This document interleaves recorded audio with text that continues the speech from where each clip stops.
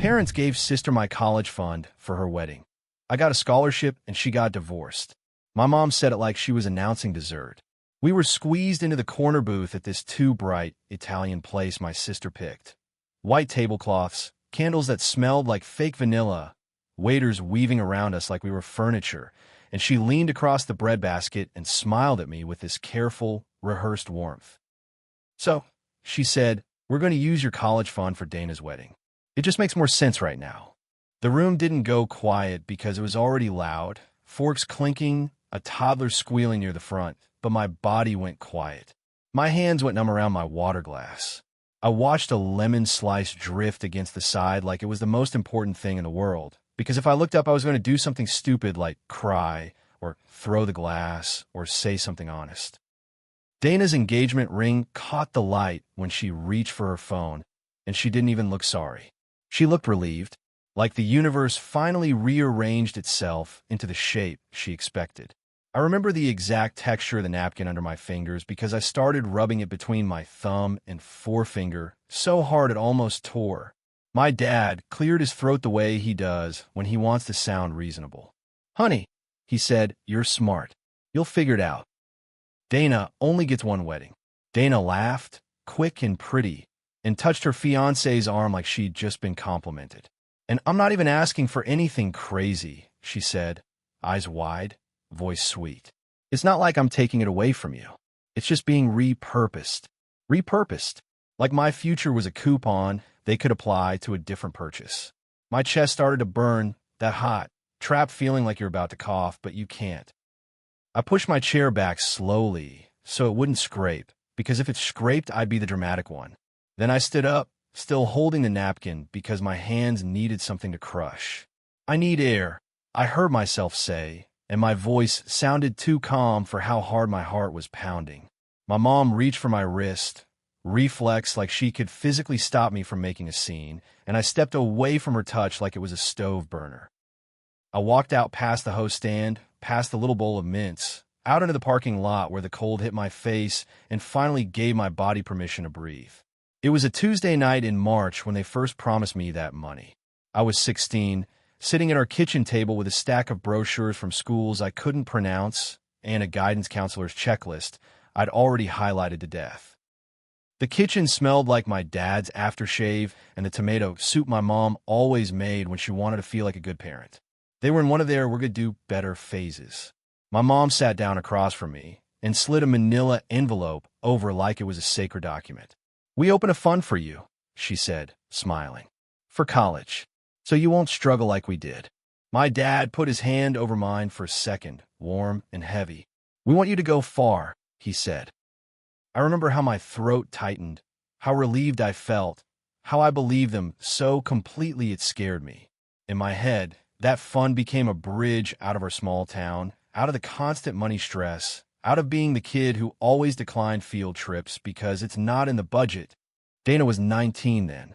She dropped out of community college after one semester because she couldn't find her passion. She was already living at home again, drifting between jobs, dating men who looked like they'd been designed in a factory called Bad Idea. She also had this talent for turning every conversation into a referendum on her feelings. If you were excited, she was overlooked. If you were stressed, she was stressed more. If you had a plan, she was figuring it out, and how dare anyone expect her to hurry? My parents loved Dana in a loud, frantic way. Like if they didn't keep her happy, something terrible would happen. With me, they loved me in a quieter way that was always conditional on me being easy. Dana was the storm they rushed to calm. I was the furniture they assumed would stay in place. So when I walked back into the restaurant parking lot that night, breathing fog into my hands, it wasn't just the money that hurt. It was how familiar it felt to be told, again, without hesitation, "You'll manage." She needs it more. I sat in my car and stared at my reflection in the rearview mirror, cheeks flushed, eyes too shiny. My phone buzzed, Dana, of course. "Dana, don't make this a thing. Dana, Mom is already stressed. Dana, you can literally get loans like everyone else." My fingers hovered over the screen, then I locked my phone and tossed it into the cup holder like it was hot. I went back in because if I didn't, I'd be accused of ruining the dinner, and I was so trained to avoid being the problem that my body moved on autopilot. I sat down. I picked up my water glass again. My mom's smile was too wide. "Are you okay?" she asked, loudly sweet. "I'm fine," I said, and the lie tasted like metal. They kept talking about the wedding, venues, flowers, colors, like they hadn't just reached into my life and yanked a ladder away. Dana's fiancé, Mark, sat there nodding, looking vaguely uncomfortable, the way men do when they know a family dynamic is rotten, but they're hoping marriage will sanitize it. Mark wasn't evil. He just wasn't paying attention. He worked sales, said things like, "We'll make it work," and seemed to think love was enough insulation against everything. After dinner, my dad followed me out to the sidewalk while my mom hugged Dana dramatically. He shoved his hands in his pockets and did that sigh that means, "Please be the bigger person so I don't have to feel guilty." "Listen," he said, "it's not that we don't want to help you. It's just Dana's wedding is now. College is later. College is next year," I said, and my voice cracked on the last word like my body finally betrayed me. He frowned like I was being inconvenient. "And you're smart," he repeated, like intelligence was a substitute for money. "You'll get scholarships." I stared at him. "So the plan is, I gamble my future on maybe, so Dana can have a nicer centerpiece?" He winced. "Don't say it like that." "How should I say it?" I asked. My hands were shaking, so I shoved them into my jacket sleeves. "You promised me that fund. You sat at the kitchen table and told me not to worry." He looked past me toward the restaurant windows where Dana was laughing. "Your mother and I are trying to keep everyone happy," he said quietly. "And I'm the everyone you can sacrifice," I said, and it came out flatter than I felt. He didn't answer that. He just patted my shoulder once like I was a dog that needed calming and went back inside. That night, I didn't sleep. I lay in bed staring at the ceiling fan, listening to it tick, and I kept replaying every moment I'd ever swallowed my feelings to keep the peace. Every time Dana borrowed something and didn't return it. Every time she forgot my birthday, but expected a full celebration for hers. Every time my mom said, "You know how she is," like it was a law of physics and not a choice. The next morning at school, I went straight to my guidance counselor's office like my life was on fire, because it was. Mrs. Patel took one look at my face and shut her door. I told her everything in a rush: college fund, wedding, repurpose, the way my parents acted like it was reasonable. She listened without interrupting, then pulled a yellow legal pad toward her like she was drawing a map out of swamp. "Okay," she said, "we're going to treat this like what it is, a funding gap, not a personal failing. You hear me?" I nodded so hard my neck hurt. We spent the next hour listing every scholarship I could apply for: local ones, state ones, ones for academic merit, ones for leadership, ones for first gen. My parents both never finished college. Ones for essays, ones for community service. She printed me a stack so thick it felt like a phone book. She also told me something that made my throat tighten in a different way. "You're not the first kid whose family does this. It's not fair, but you can still win." So I became a scholarship machine. I wrote essays until my fingers cramped. I rewrote them until the words didn't sound like me anymore, and then I rewrote them again until they did. I asked teachers for recommendation letters and tried not to cry when they looked at me with that soft pity people reserve for kids who are too responsible too young. I worked evenings at a grocery store, weekends at a cafe, and I still kept my grades high because I didn't have the luxury of burning out. I had no safety net anymore. I had paper applications and deadlines, and that awful quiet fear that I'd do everything right and still lose. Dana, meanwhile, planned her wedding like it was a full-time job.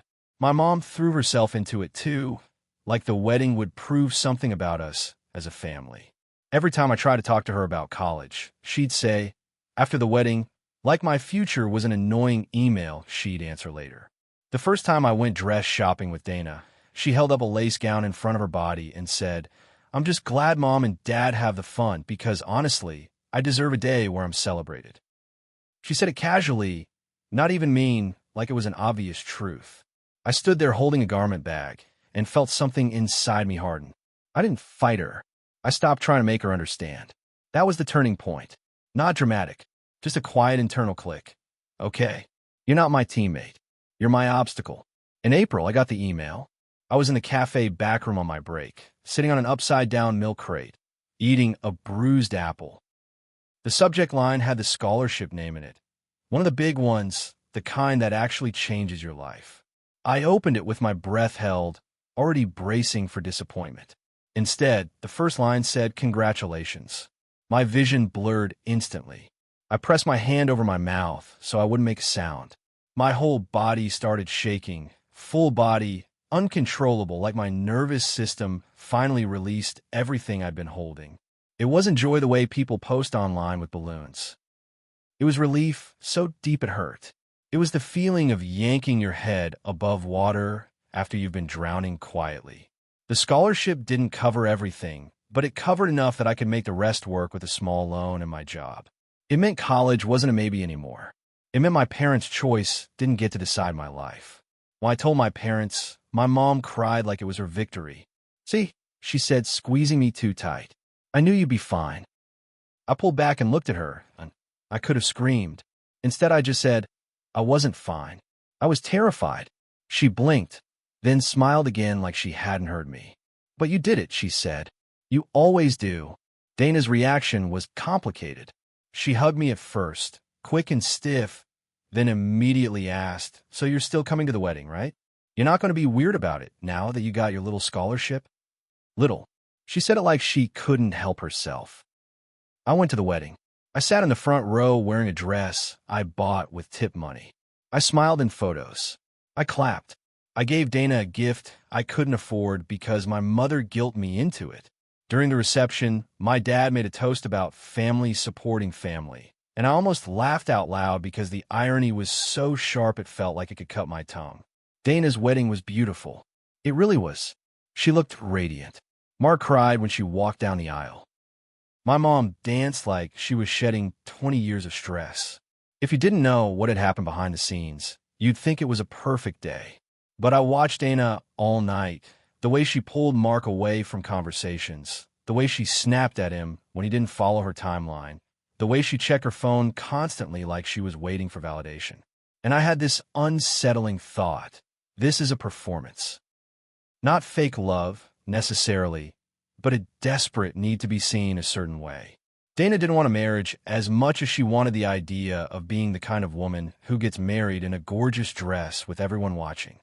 A month later, I moved into my college dorm with 2 suitcases and a scholarship letter folded in my wallet like a talisman. My mom cried again. Dana posted a selfie with me and captioned it, "My baby sister is going to college." So proud, like she hadn't helped take away the money meant for it. College was hard. Not in the cute, I drank too much coffee way. Hard like juggling work-study shifts, late-night studying, and a constant undercurrent of fear that one bad semester could ruin everything. I didn't join a sorority. I didn't do spring break trips. I ate a lot of peanut butter. I took extra shifts in the library. I learned to stretch a meal like it was a skill, but I also loved it. I loved walking across campus with my backpack and feeling like my life belonged to me. I loved professors who didn't know my family's hierarchy. I loved making friends who didn't assume I'd clean up someone else's mess. Dana called less once I left. At first, she texted constantly, wedding photos, married life, complaints about Mark's habits. Then the honeymoon phase faded, and her texts shifted into sharper edges. "Mark doesn't get it. Mark doesn't appreciate me. Mark is so selfish." She'd call crying, and I'd sit on my dorm bed holding my phone in my ear while my roommate pretended not to listen. And I'd do what I always did. Try to fix it. Offer advice. Validate her feelings. Smooth the chaos. Then one night, during finals week, Dana called and said, "Mark said we should be careful with money." I remember staring at my statistics notes, jaw clenched. "Okay," I said. "That seems reasonable." Dana's voice sharpened. "He said my spending is out of control. He said we can't just put everything on credit. You bought a $900 centerpiece for your hallway," I said before I could stop myself. "Dana, you don't even have a hallway. You have an apartment." There was a pause. Then she hissed, "Wow, college made you arrogant." And that's when it hit me. Dana didn't want a sister. She wanted a mirror. The cracks got bigger. Dana posted less. She stopped talking about forever and started talking about stress.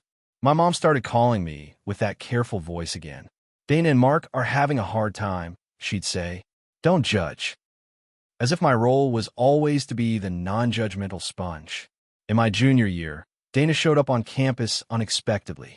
I walked out of study group and found her sitting on a bench outside the library, mascara smudged, hair pulled into a messy bun, looking smaller than she usually allowed herself to look. My stomach dropped because I knew, whatever this was, it was serious. She stood up when she saw me. He left, she said simply. I blinked.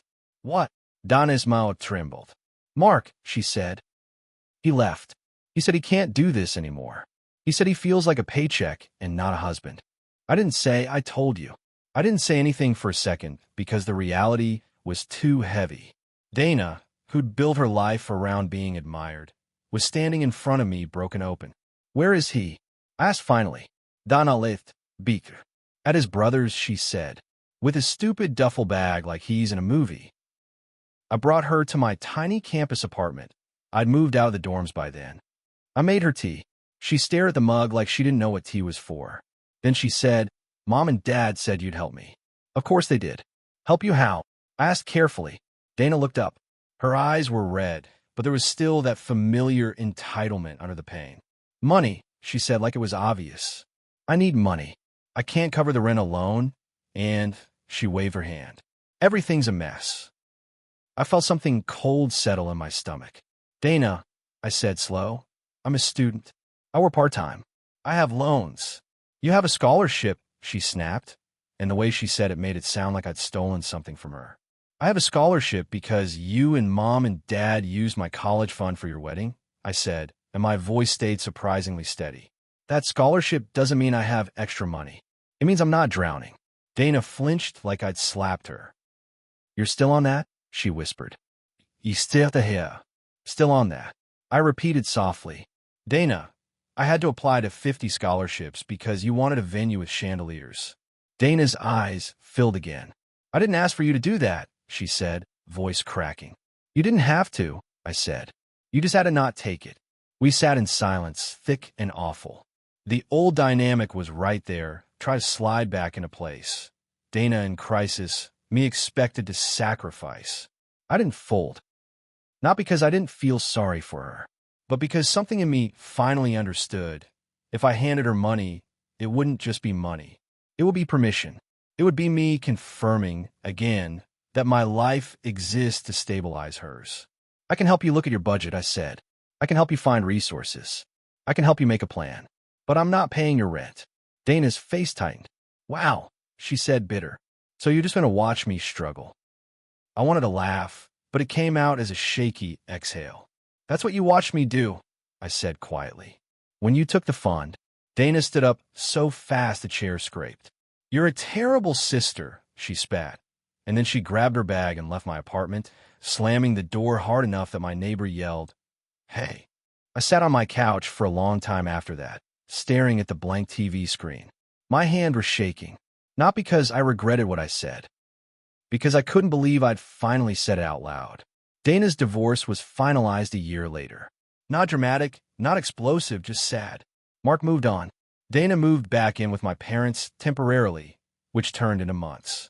She posted vague captions about healing and betrayal. She never once posted, I made mistakes. My mom hovered over her like she was fragile glass. My dad avoided the topic entirely, like ignoring it could rewind time. And then, predictably, my parents tried to rebalance the family scale by asking me to give more. It happened over Christmas break, when I came home from my first real job after graduation. I'd landed a position in my field, nothing flashy but stable in mind. I walked into my parents' living room, and Dana was on the couch in sweatpants, scrolling her phone like she owned the place. My mom hugged me too tight, then immediately said, We're so proud of you, in that bright voice she uses when she's about to ask for something. After dinner, my dad cleared his throat and said, Dana's going to need some support getting back on her feet. I stared at him. What does that mean? My mom smiled. Just a little help, she said. You're doing well now. And you know, you've always been the strong one. There was again. The compliment, that's actually a trap. I set my fork down. My hands were steady this time. I supported myself getting on my feet, I said, with scholarships and jobs, after you gave my college fund away. My mom's face pinched. We didn't give it away, she said automatically. We used it for family. For Dana, I corrected. Dana finally looked up from her phone, eyes sharp. Oh my God, she said. You're still obsessed with that fund. I looked at her. Really looked. She wasn't glowing anymore.